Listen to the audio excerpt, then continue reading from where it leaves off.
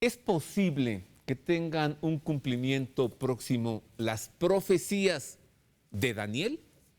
El profeta del Antiguo Testamento, que algunas de sus profecías matemáticamente perfectas las centra en el Mesías que ha de regresar al mundo, es decir, el retorno de Cristo, la parusía. ¿Me explico? O sea, lo diré en otras palabras. Según el profeta Daniel, ¿podemos decir que falta poco o que falta mucho para que Cristo regrese en el fin de los tiempos? Ese es el tema de hoy. Acompáñenos.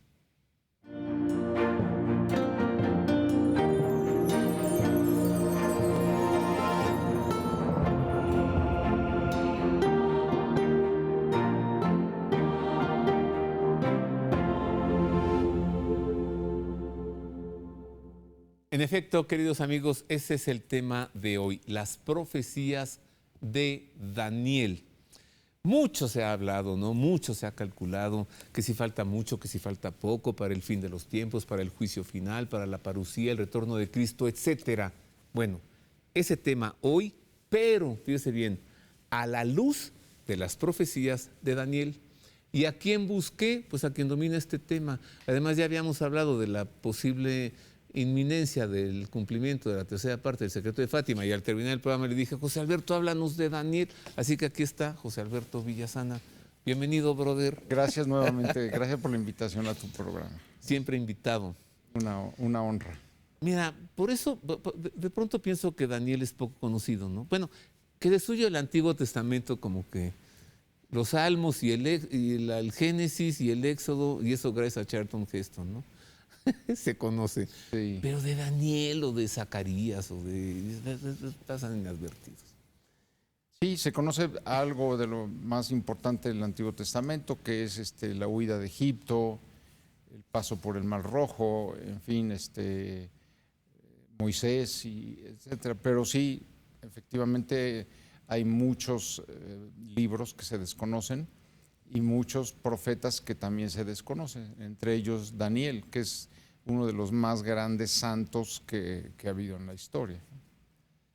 De Isaías sabemos algo, ¿no? O sea, sus cánticos del siervo doliente, ¿no? Que nacerá de una virgen, es como el profeta mesiánico, le llaman a Isaías. Sí. Pero Daniel, ¿a qué va? O sea, Daniel es un profeta muy importante porque en sus revelaciones habla de lo que iba a suceder en el futuro a Israel, de lo que iba a suceder en el futuro a la iglesia, a la humanidad, y habla de, como tú dices, el retorno de Cristo, de la parusía, y con unas revelaciones matemáticas con las cuales podemos calcular los tiempos que estamos viviendo y los que se van a estar dando próximamente. Mira, que nos lo ubique Marisa, ¿no? O sea, para más fácilmente entrarle al tema, ¿cuáles son algunas de las profecías de Daniel para que usted sepa lo que nos va a esclarecer José Alberto?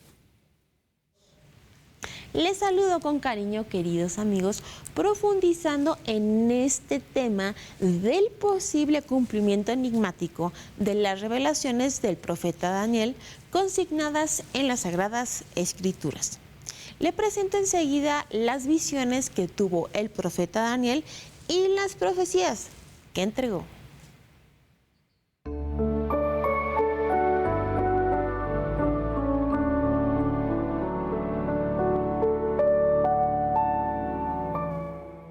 Hacia mediados del siglo VI a.C., Daniel tuvo una revelación numérica acerca del tiempo que tardará el triunfo del Mesías, y con ello lo que durará el designio mediador de la nación judía. Siendo un adolescente, Daniel fue llevado cautivo a Babilonia en la deportación que sufrieron los hebreos en el año 586 a.C., Allí creció demostrando una singular sabiduría que le llevó a ser nombrado primer ministro de varios reyes. Entendiendo Daniel por la lectura del profeta Jeremías que la deportación estaba a punto de terminar y preguntando a Dios cuándo llegaría el Mesías para restaurar Israel, recibió del arcángel Gabriel una de las profecías matemáticas más exactas de las Escrituras. Le dijo Gabriel: 70 semanas están fijadas sobre tu pueblo y tu ciudad santa para poner fin a la rebeldía, para poner fin a los pecados, para expiar la culpa, para instaurar justicia eterna, para sellar visión y profecía, para ungir al Santo de los Santos. El arcángel, además de darle a conocer que el tiempo para la restauración de Israel y el triunfo del Mesías sería de 490 años, 70 semanas por 7 años, le indicó con increíble precisión el inicio y el fin de las primeras 69 semanas. Entiende pues y comprende. Desde que salga la orden para reconstruir Jerusalén hasta el Mesías príncipe, habrá 7 semanas y 62 semanas. Este periodo de 69 semanas o 483 años es exactamente el que va desde el año en el que el rey de Persia, Artajerjes, dio la orden de reconstruir Jerusalén y el templo 457 a.C. hasta que Jesús fue ungido en ocasión de su bautismo en el Jordán en el año 26 después de Cristo.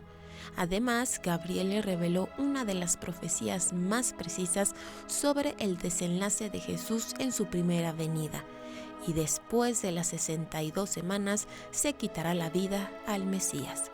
Sin embargo, pasaron 7 años después de la resurrección y no sucedió el retorno triunfal de Cristo, de donde se deduce entre las 69 y las 70 semanas hay un intervalo de tiempo indefinido y que la última semana de Daniel está pendiente de cumplirse. A partir de que Daniel recibió la revelación, la identificación con hechos reales quedaría oculta hasta el tiempo final, cuando los protagonistas podrán identificarlos ya sin duda a la vista de los hechos. Pero tú, Daniel, mantén secretas estas palabras y sella el libro hasta el tiempo final. Entonces muchos lo abrirán y se aumentará el conocimiento. Así que Dios le habla a Daniel a través del arcángel Gabriel. Exactamente, al final del exilio en Babilonia, porque él lee a Jeremías y por Jeremías sabe que la cautividad en Babilonia durará 70 años. 70 años que estaban ya a punto de cumplirse. Entonces él le pregunta a Dios cuánto falta para que se instaure tu reino en el mundo. Y en eso Gabriel es el que le da esta respuesta de las 70 semanas, de las cuales 69 se cumplen a partir de que Ciro da la orden de volver a reconstruir el templo en Jerusalén y la unción de un Mesías príncipe, que es Jesús. Hasta ahí hay 69 semanas, es decir, para los judíos la semana son 7 años, no 7 días. Heptadas, la Shabua. Okay, entonces esos 7 años por 69 son 483 años, que es lo que justamente se cumple con la unción de Jesús o el bautismo de Jesús en el Jordán. Y entonces está faltando una semana, están faltando 7 años. Esos 7 años son los que Daniel describe como el dominio de otro príncipe, que no es el Mesías, que hace alianza con muchos, es decir, con otras naciones, 10 naciones concretamente, nos dice Daniel y nos dice San Juan en el Apocalipsis, que son las 10 naciones de la Unión Europea, porque es el último imperio, después de los imperios justamente babilónico, romano, griego, o sea, el último imperio, podemos decir, es la Unión Europea, que son 10 naciones, por lo menos la Europa de primer velocidad que le llaman. Esas 10 naciones hacen alianza con este príncipe, ¿sí? Y dura los 7 años que están faltando. Ahora, tú dices, bueno, y este príncipe, como los judíos consideran será el Mesías, y aquí me remito a una reunión que tuvimos tú y yo, Ajá, una cena, con el rabino Abraham Palti, que en paz descanse, y que, amiguísimo nuestro. y yo precisamente le preguntaba, oye, de que habla Daniel 9:24, ¿es el Mesías que ustedes están esperando? Y él nos contestó, le dijo, sí, claro, es el Mesías. Y yo le dije, o sea, entonces es un falso Mesías. Y me dice, ¿por qué? Y le digo, porque en 9:27 Daniel dice que suprimirá el sacrificio perpetuo, el sacrificio del templo. Entonces, si el Mesías que usted está esperando los traiciona y suprime el sacrificio judío, pues entonces no puede ser. Y acuérdate que no supo qué decir, cerró la Torah y pidió un vino para empezar a cenar. No pudo contestar. Kosher. Un vino kosher. Pero yo recuerdo que sí dijo algo. Dijo, ese texto siempre ha sido dificultoso para nosotros de interpretar. Claro, Eso sí nos dijo. Claro. Y tú y yo ya no quisimos incomodarlo porque consideramos que, ¿cómo decirle que a quien ellos van a considerar el Mesías, para nosotros es el anticristo? Es el anticristo, ¿no? Exactamente. Y ya disfrutamos y de ya no tocamos el tema, pero tú recordarás ese punto en que el rabino, ¿no?, cabeza de los judíos aquí en la Ciudad de México, simplemente no pudo contestar a esa pregunta, ¿no? Y Daniel dice claramente que es un príncipe que hará alianza con muchos y que su reinado, su gobierno durará 7 años, es decir, es la semana que está faltando. Entonces, Jesús posteriormente habla de la gran tribulación, que son esos 7 años del profeta Daniel. Déjame irme un poquito antes, porque nos decías que Daniel recibe la revelación de 70 semanas están fijadas sobre tu pueblo, etcétera. Sí. Que van desde el inicio de la reconstrucción del templo en Jerusalén hasta, dijiste, la unción de un Mesías. De un Mesías, o sea, a 69 semanas. Bueno, ¿cuál es ese momento en la vida de Cristo que puede ser considerado como su unción? ¿El bautismo? Es el bautismo, sí. Aunque en general, pues es toda la vida de Cristo, ¿no? O sea, la vida pública, que son 3 años. Dentro del contexto de 490 años, 70 semanas, bueno, pues 3 años. O sea, si es el bautismo en el Jordán o si es su crucifixión y resurrección. Pero te pregunto, te voy a decir por qué. Sí. Si quieres, vamos a cenar otra vez a ese restaurante, vino kosher, pedimos. ¿Por qué? Porque puede ser considerada su unción como su bautismo, por Juan, su primo. Sí. O, ¿qué te parece esa mujer enamorada que va, que lo unge, llora sobre sus pies, derrama el perfume claro, y todo, pero palabras de él, no la molesten, se ha adelantado a ungir mi cuerpo para la sepultura? Para la sepultura. Sí. Si así es, tenemos entonces entre el bautismo y este momento 2 o 3 años. 2 o 3 años, o sea que es poco realmente dentro del cumplimiento de las 70 semanas. Lo que es importante es que son 69 semanas las que ya sabemos que ya se cumplieron. Sí, porque el príncipe Mesías Jesús ya fue ungido. Ya fue ungido, exactamente. Y faltan 7 años. Bueno, ungido también puede ser resucitado. Resucitado. ¿También? O sea, es cualquier evento de la vida de Cristo. Y los discípulos conocían esta 70 semana que está faltando, que los discípulos pensaban que Jesús volvería 7 años después de haber subido a los cielos. Incluso San Pablo cree que va a ser testigo él de la parucía. Y cuando empieza la iglesia a pasar 7 años y más tiempo y más años, la iglesia entiende que esos 7 años que están faltando, que es la gran tribulación, están separados de las 69 que ya se cumplieron con un tiempo indefinido, que es el que estamos viviendo actualmente. No sabemos cuándo empieza las 70 semanas, es decir, los 7 años de la gran tribulación. Lo que sí sabemos por Daniel es que comenzará con un falso acuerdo de paz entre ese príncipe y todos estos naciones que le siguen. Es un falso acuerdo de paz que pone fin a una guerra. Ajá. Entonces tiene que venir a una guerra primero, Hasta Ucrania. nuestra tercera guerra mundial, digamos, y la persona que firme un acuerdo de paz para poner fin a esa guerra, ese es el anticristo. Y a partir de la firma sabemos que empiezan a contarse los 7 años para la parusía. Tengo que hacer otra pausa. Pero a ver, te dejo esta pregunta. Si son 7 años, me suena mucho que cuando le preguntaron, porque se lo preguntaron a Jesús, dinos cuándo sucederá esto y cuáles son las señales. Y no se lo preguntó cualquiera, se lo preguntó Pedro, Santiago, Juan y Andrés. ¿Y cuándo sucederá? Y él dice, eso solo lo sabe el Padre. Pero si ves el catecismo de la Iglesia Católica, dice, no se sabe porque es un tiempo que Dios tiene retenido en su mano. Bueno, aquí está faltando una interpretación que es la más importante y la clave de todo esto. Tengo que hacer una pausa. Sí. Y nos la dices al Muy bien. volver. Sí. ¿Cuál es la clave de todo esto? Volvemos con eso.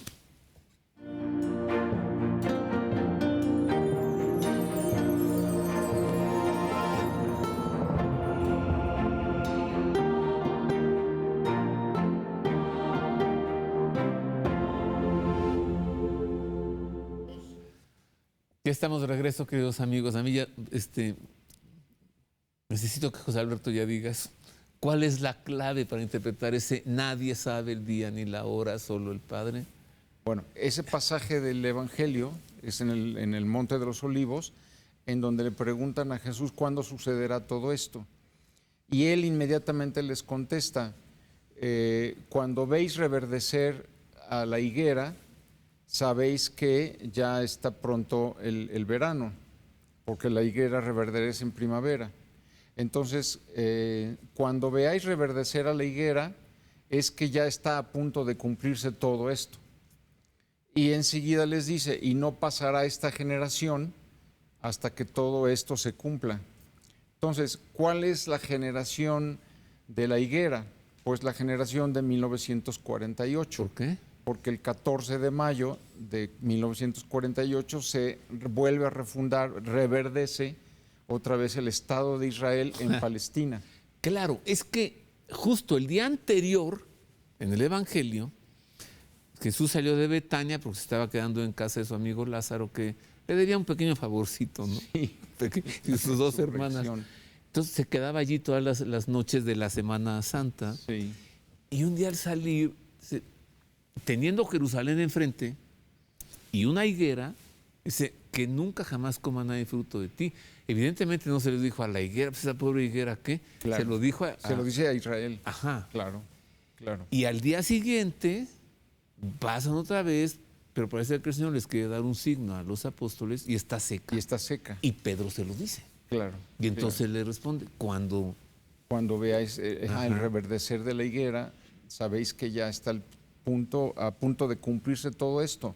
que dice Entonces, que Él está cerca. ¿Cuál es el signo de los tiempos más fuerte de todos los que ya conocemos? El retorno de Israel a la tierra de Palestina, el renacimiento de Israel. Ese es el signo de los tiempos más fuerte. Y a partir de ahí comienza a contarse esta generación que no pasará sin que todo esto se cumpla, la generación del 48, y de los cuales todavía hay algunos con vida. A ver, o sea, cuando él dice, esta generación no pasará, pero esta generación, la generación de a partir de que la higuera, exactamente, otra vez es verde, que tú ubicas en el retorno de judíos. Si no se entiende del ese 48. pasaje, si no se entiende el pasaje de esta, en verdad os digo, no pasará esta generación hasta que todo esto se cumpla. Esa gente ahorita tiene... Pues 70 y tantos años. Pues sí, 80, Sí, 70, casi 80 y tantos años. pero están en vida todavía. Si viven 100 años, Entonces, nos por eso faltan Jesús 15. dice, no pasará esta generación hasta que todo esto se cumpla, la generación actual del 48. Y así ya entiendes todo el contexto profético y de los últimos tiempos. De Daniel Primero, y de San Juan, el Apocalipsis, y del Evangelio. tienen una gran vigencia las profecías de Daniel. Claro, Tanta totalmente. vigencia como que la semana 70 no ha iniciado. No ha iniciado aún, claro. Segundo, está muy próxima a comenzar la semana 70, ¿sí? Así es. Porque esta generación Porque lo esta determina. generación todavía está, Dice, no pasará No esta pasará. generación Exacto. hasta que todo eso suceda. se cumpla, exactamente.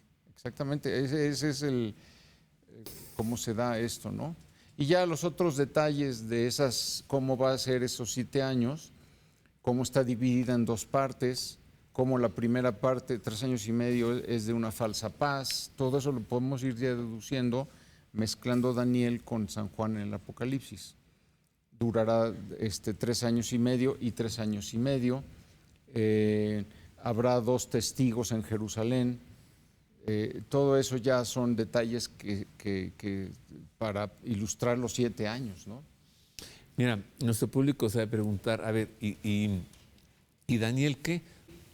Recibe las revelaciones, las escribe, las hace profecías, y posiblemente él mismo no entendía, porque un profeta tampoco tiene que entender, ¿o qué? No, sí entiende porque el arcángel Gabriel le dice 70 semanas están fijadas sobre tu pueblo para que todo se cumpla. Pues él un cálculo rápido, 70 él por 7, entiende 490 años. 490 años, él lo entiende, pero le dice inmediatamente el arcángel Gabriel, ahora, pero tú lee y entiende.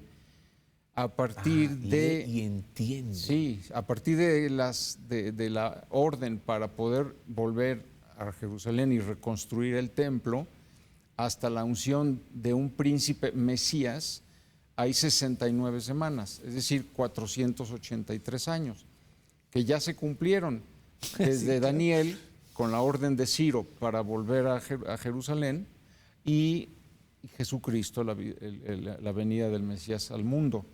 Entonces están faltando 7 años con un tiempo intermedio indefinido, pero 7 años a partir de una firma de un falso acuerdo de paz para la parusía.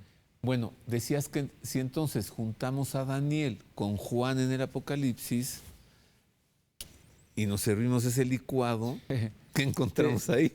Bueno, tenemos todos los detalles de eventos que suceden durante los 7 años de la Gran Tribulación, como por ejemplo la existencia de 2 testigos, 2 sabios y ancianos, que desde Jerusalén van a estar denunciando al anticristo, es decir, van a estar diciendo, este es un falso Mesías, no lo sigáis, y van a ser la piedrita en el zapato del anticristo, ¿no? Sabemos que los cristianos son perseguidos por San Juan en el Apocalipsis. Sabemos que esta iglesia que fue renovada por un segundo Pentecostés, al inicio de la Gran Tribulación, esta iglesia será arrebatada, será llevada al cielo por Jesús, por una intervención divina. Esto lo conocemos por San Pablo. San Pablo en la carta a los tesalonicenses, que habla del rapto de los fieles o del arrebatamiento de la iglesia. Y sabemos que los 3 y medio últimos años de la Gran Tribulación, la iglesia ya no está aquí. Y ya no está sufriendo los castigos aquí en el mundo. Ajá. Ya no va a sufrir los castigos que sí enviará Dios contra el anticristo y su gobierno, como lo hizo Dios nuestro Señor enviando plagas a el faraón en Egipto. O sea, algo semejante pasará. Y estos 2 testigos, Estos 2 sus nombres y testigos apellidos. son asesinados son Elías y Enoc. ¿sí? Que fueron arrebatados en el Antiguo Testamento. Es decir, Ahí está en el libro de los Reyes la historia, porque si Ahí usted está dice, esta no capaz, ahí la puede ahí leer, está en ahí la está. Biblia cómo Toda fue su- llevado en un carro de fuego. Y su discípulo Eliseo y le Ajá, avienta su manto. Exactamente. Y Enoc lo mismo en el Génesis, vemos cómo fue llevado al cielo sin pasar por la muerte. O sea, un gran santo que Sin visa.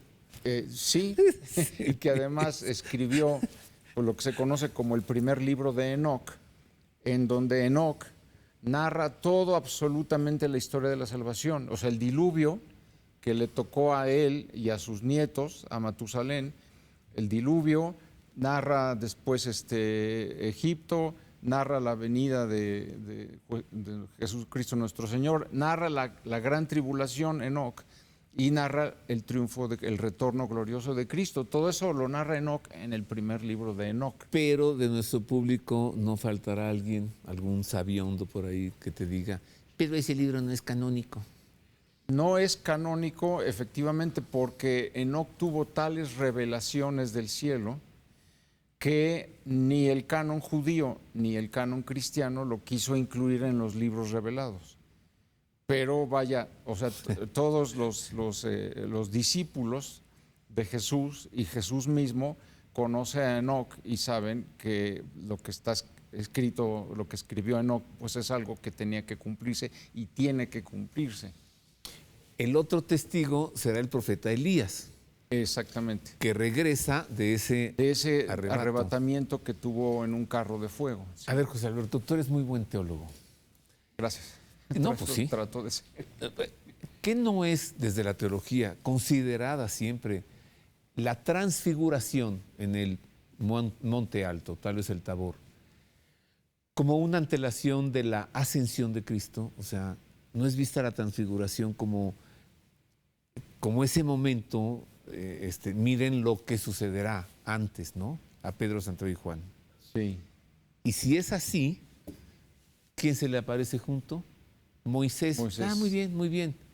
Y el otro, Elías. Elías, que aparecen dialogando con Jesucristo sobre la pasión que va a tener. ¿Eso? Exactamente, sí. No están, o sea, para los apóstoles que lo ven, los discípulos, pues sí es un momento muy glorioso, ¿no? Y luminoso, o sea, esta transfiguración, que dicen, vamos a hacer aquí 3 tiendas para quedarnos con Moisés y Elías y tú. Pero no es así, o sea, realmente Jesús lo que está haciendo en esa transfiguración es darles fuerza a los discípulos, a los apóstoles, para que puedan soportar la pasión y su muerte, ¿no? En cruz. Se puede considerar la transfiguración, tengo que hacer otra pausa, pero te lo dejo, también como un prólogo a su ascensión y, en dado caso, como un prólogo a su parucía. Ahí dejo las preguntas, una pausa y volvemos.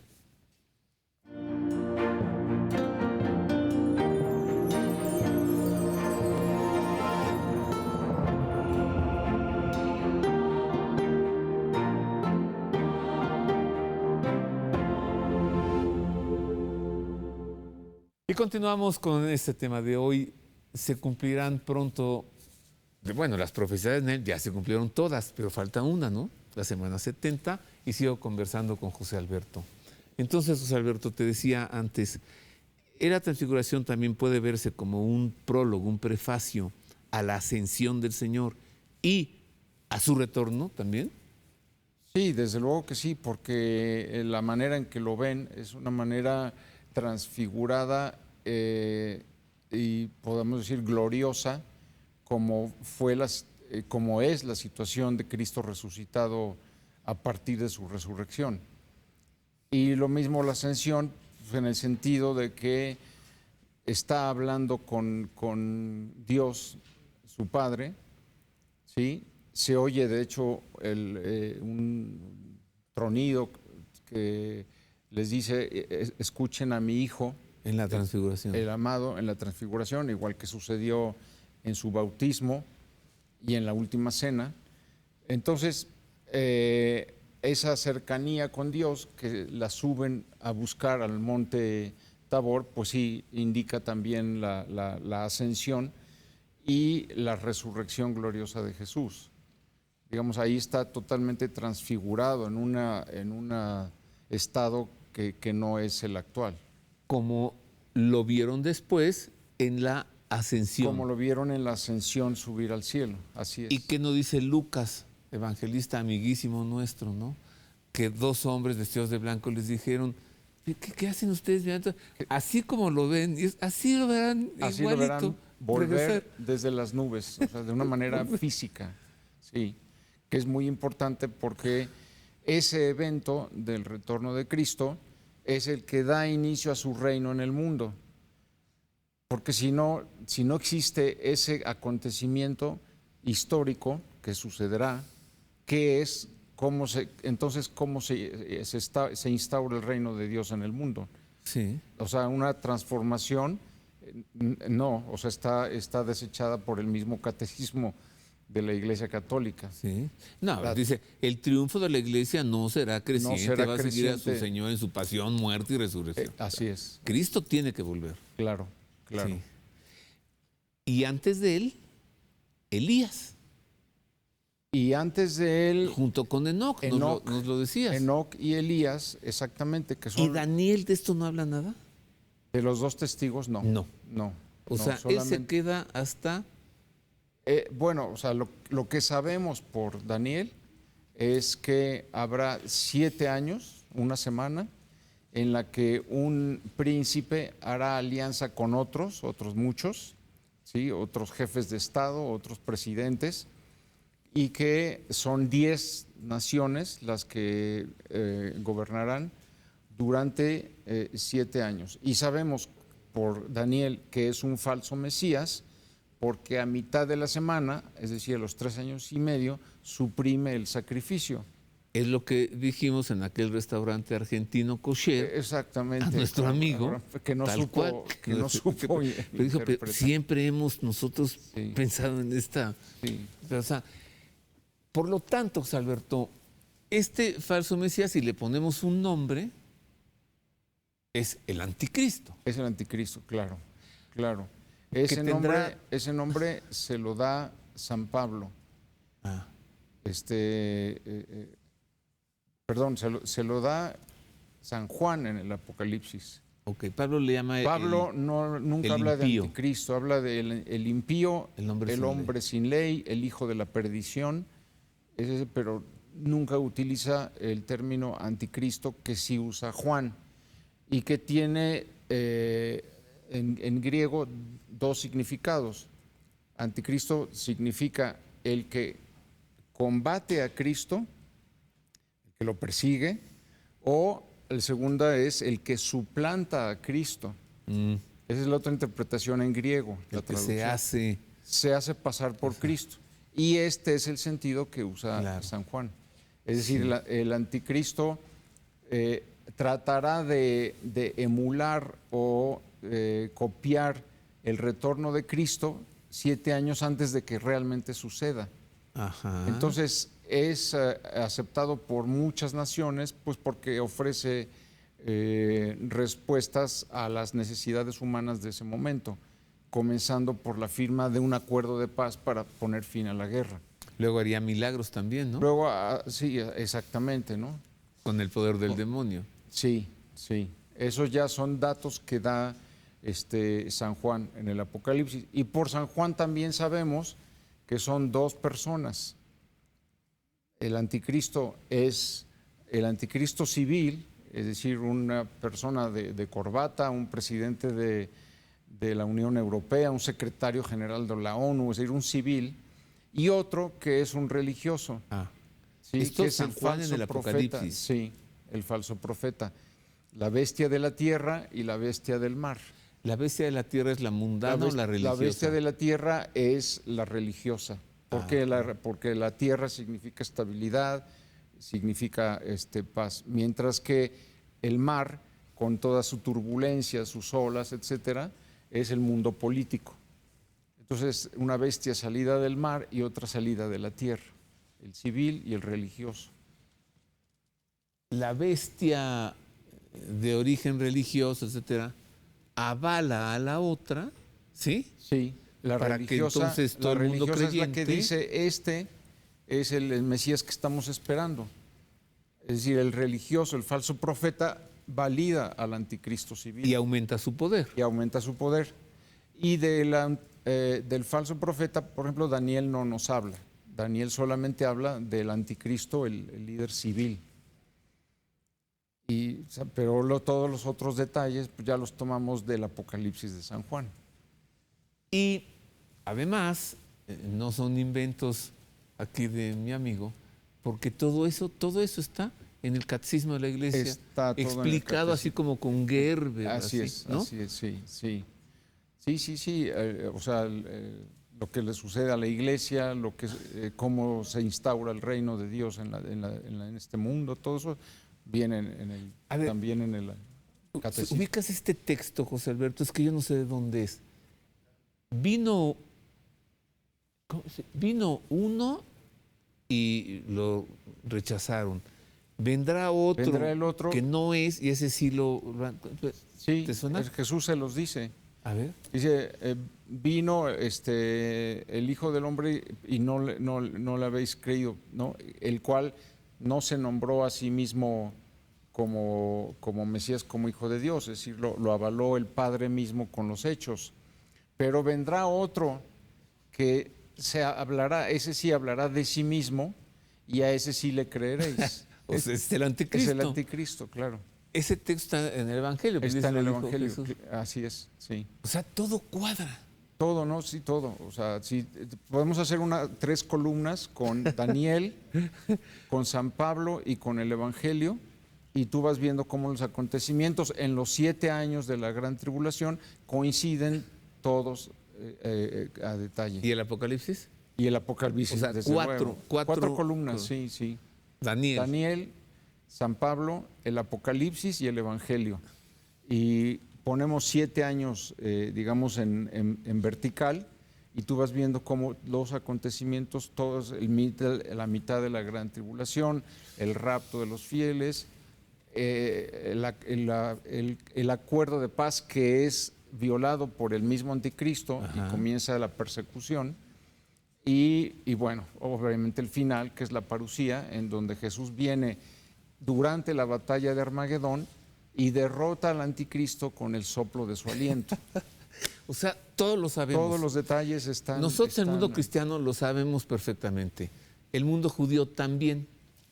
En parte, también. hasta donde llega Daniel. Sí. El único asuntito diferente es que ellos van a pensar que el anticristo es el Mesías que están esperando, claro. Pero luego ya se van a dar cuenta que no. Se dan cuenta al final de los 7 años de la Gran Tribulación, cuando el anticristo, después de atacar Bosra, que hoy día es Irak, se regresa para atacar Jerusalén. Ándale. Y entonces los judíos dicen, si que pensábamos que era el Mesías, ahora viene a destruirnos, pues quiere decir que no es el Mesías. A ver si no es el Mesías, el que murió crucificado hace 2000 años, y son ellos los que invocan a Jesús para que venga a librarlos del exterminio que el anticristo les quiere propinar. Y esa es la conversión de los judíos. Y ahí viene la conversión de los judíos al final de la Gran Tribulación. ¡Wow! Ya nos vamos. ¿Cómo me pasa que se nos acabe el tiempo tan pronto? Bueno, ya han pasado 20 siglos, 20 y un cuarto. Bueno, 20. 20. ¿Cuántos siglos faltan más para que esto ocurra?